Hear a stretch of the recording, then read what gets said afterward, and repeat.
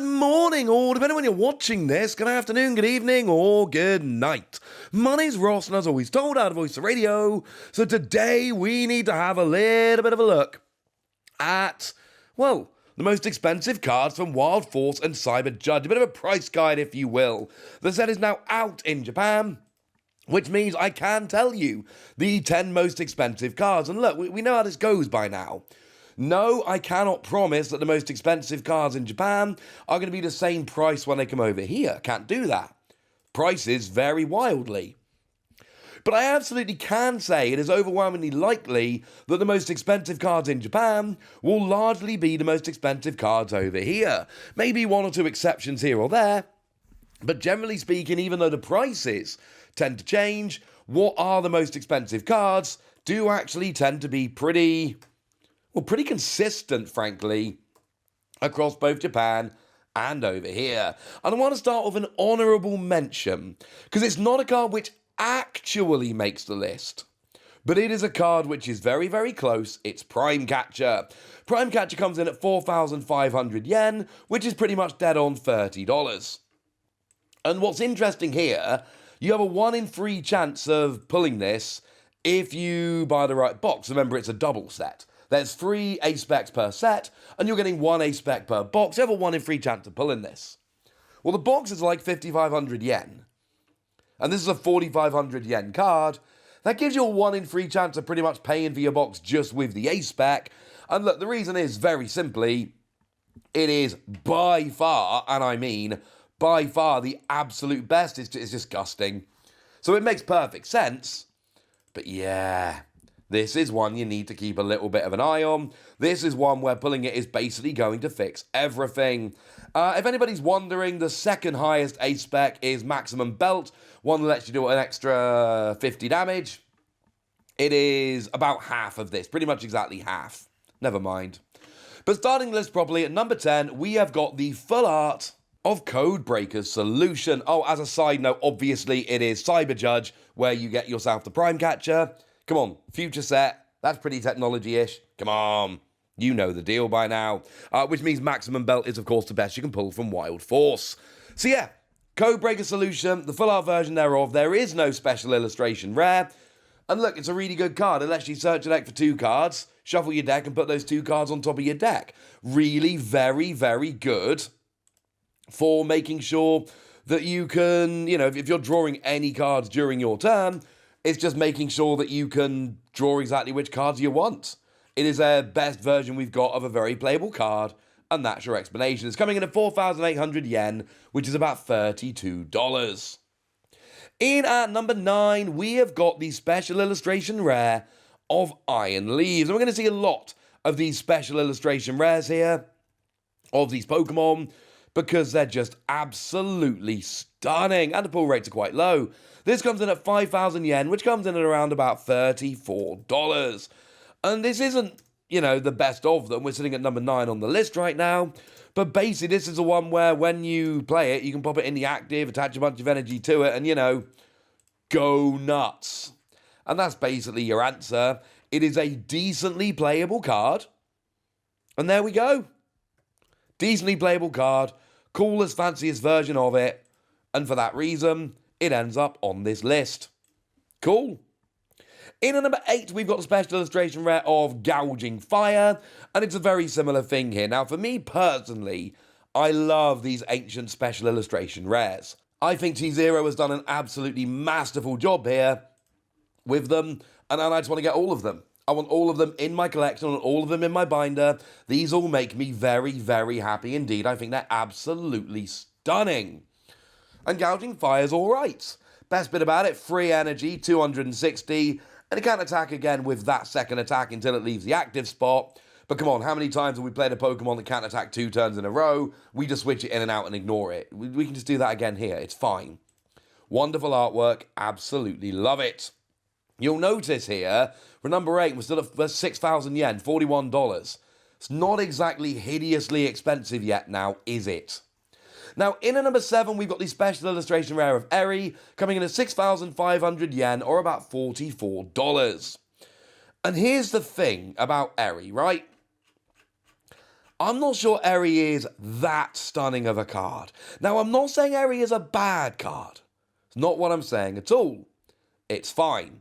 Your opponent reveals their hand, you discard up to 2 item cards that you find there. It's cool in a control deck, it'll work quite nicely.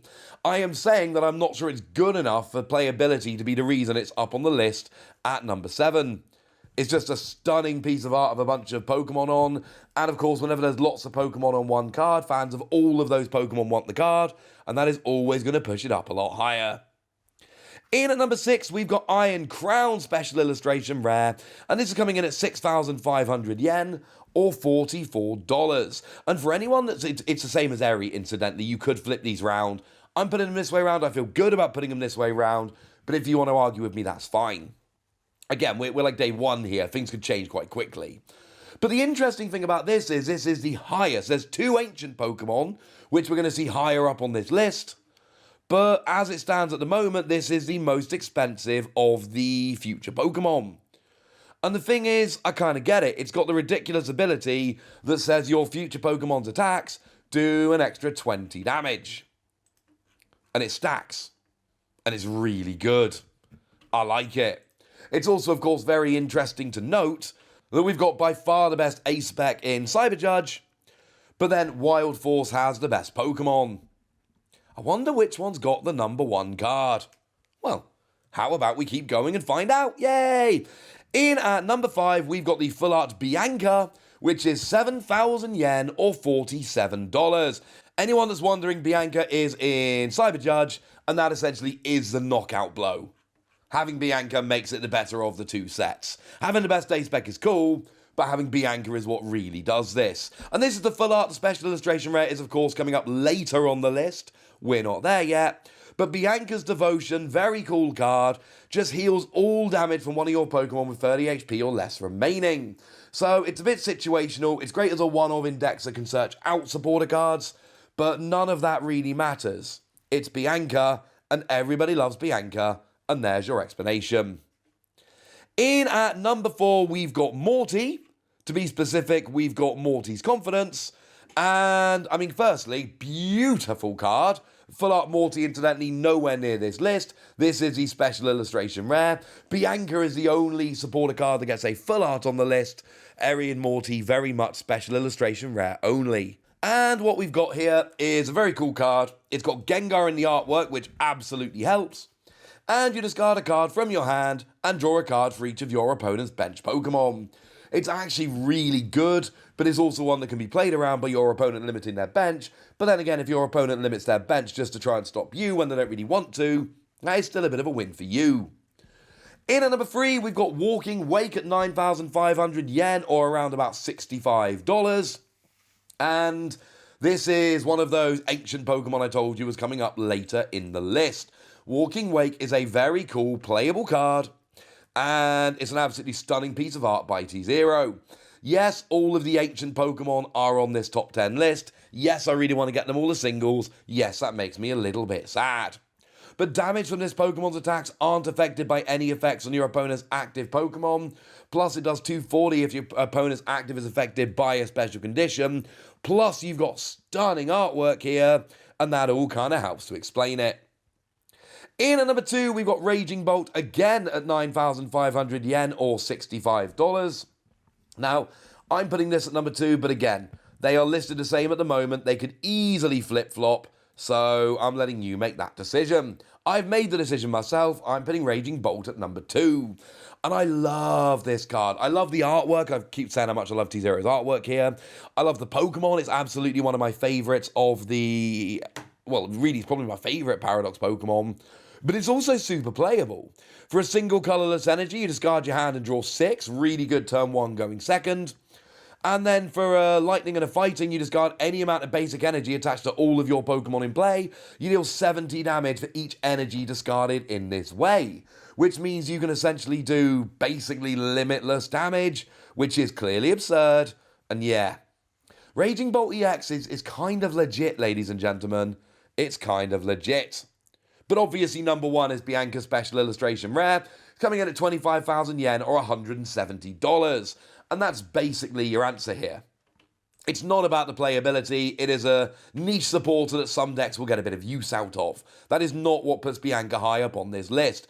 Bianca gets up on this list because it is by far the coolest card in the set, because people love Bianca. And look, generally speaking, in most sets there is a special illustration rare supporter that jumps above the rest, and here there absolutely is. It is 2.5 times what we see in second and third place, so yeah, this is a pretty big deal. So there we go. That's your top 10, and I've told you which set you really want to be going for. If you're going for Pokemon and Ace Spec, it is Cyber Judge, but really Bianca's in Wild Force, and that's probably your answer. So there we go. And now it's over to you guys. Tell me which of these cards you want. Tell me which ones are your chase cards. Tell me anything you want to tell me in the comment section. Go nuts! Be nice. And then make sure you like this video, subscribe to this channel, follow me on Twitter at TheWasi. That's where we talk about Pokemon and a whole bunch of other card games. And please do consider checking out patreon.com/PTCG Radio, where you can support the channel, get some bonus podcasts and all kinds of fun things. But by far the most important thing as always, look after yourselves till next time, would ya? Thank you very much for watching. My name's Ross, and you've been watching PTCG Radio.